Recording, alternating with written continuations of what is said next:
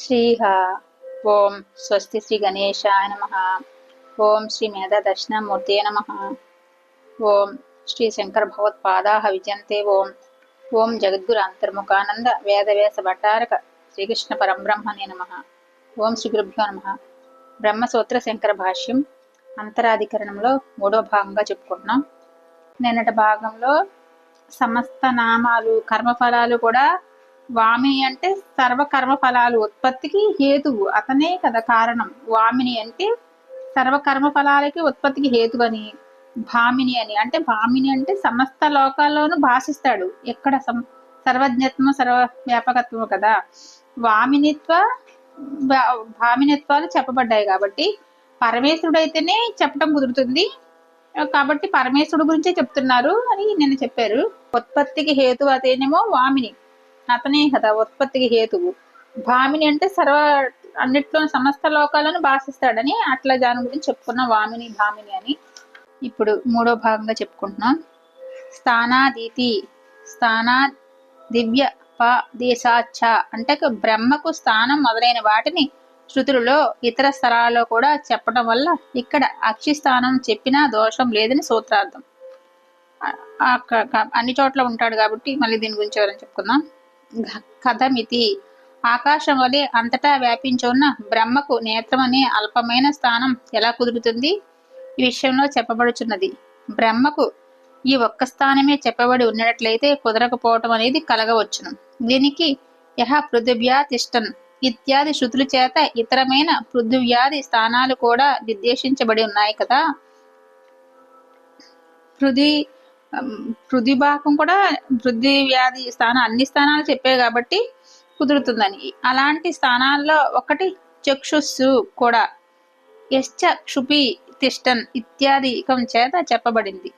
స్థాన దివ్య దేశాత్ అని ఆది శబ్దం ప్రయోగించబడటం చేత బ్రహ్మకు అనుచితమైన ఒక స్థానం మాత్రమే కాదు, మరేమనగా తస్యోదితి నామ హిరణ్మ శుశ్రుహు ఇత్యాది శృతులలో నామరూపాలు లేని బ్రహ్మకు అనుచితమైన నామం రూపం వంటివి నిర్దేశించబడుచున్నట్లు కనబడుచున్నది. బ్రహ్మ నిర్గుణమే అయినా అక్కడక్కడ ఉపాసన కోసం నామరూపాలకి సంబంధించిన గుణాల చేత సగుణంగా కూడా ఉపదేశించబడుచున్నది అని కూడా వెనుక చెప్పబడింది. సర్వగతమైన బ్రహ్మకు కూడా విష్ణువుకు సాలగ్రామాన్ని స్థానంగా చెప్పినట్లు ఉపలబ్ధి కోసం బ్రహ్మను ఉపాసించి సాక్షాత్కరించుకోవడం కోసం స్థాన విశేషం చెప్పడంలో విరోధం ఏమీ లేదని విషయం కూడా చెప్పబడింది కదా అని చెప్పారు. దీని గురించి మళ్ళీ వివరంగా చెప్పుకుందాం. కళ్ళుకి చూపు కారణం పరమేశ్వరుడే అంటకి బ్రహ్మే కారణం అని చెప్పారు కదా. అలాగ బ్రహ్మకు ఒక స్థానం శృతుల్లో ఇతర స్థలాల్లో కూడా చెప్పడం కూడా అక్షిస్థానం అని చెప్పిన దోషం లేదు. అంటే అక్షి అంటే కళ్ళు అనుకున్నాం కదా.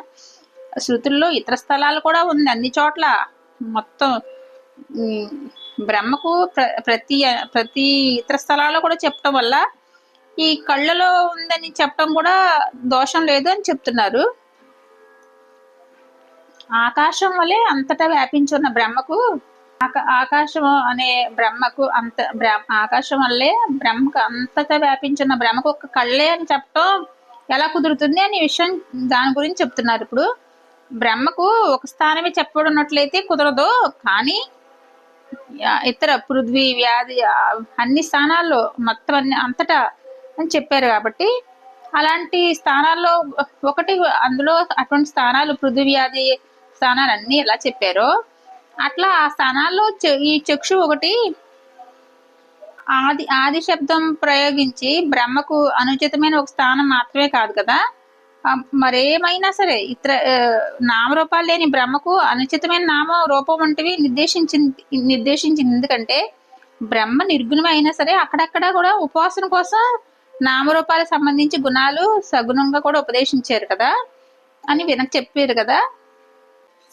సర్వగతము అంటే సర్వవ్యాప్తము సర్వజ్ఞత్వము సర్వవ్యాపకత్వం ఉన్న బ్రహ్మకు విష్ణువు కూడా సాలగ్రామం ఒక స్థానం చెప్పినట్లు అలా ఏంటంటే ఉపలబ్ధి కోసం అట్లా బ్రహ్మను ఉపాసించి అలా సాక్షాత్కరించడం కోసం అలా చెప్పారు కాబట్టి ఒక స్థాన విశేషం చెప్పడంలో విరోధం ఏం లేదు అనే విషయం ఇక్కడ చెప్పారు. ఓం శ్రీ గురుభ్యో నమః. సర్వం శ్రీకృష్ణార్పణమస్తు. అంతరాధికరణంలో మూడో భాగంగా చెప్పుకున్నాం.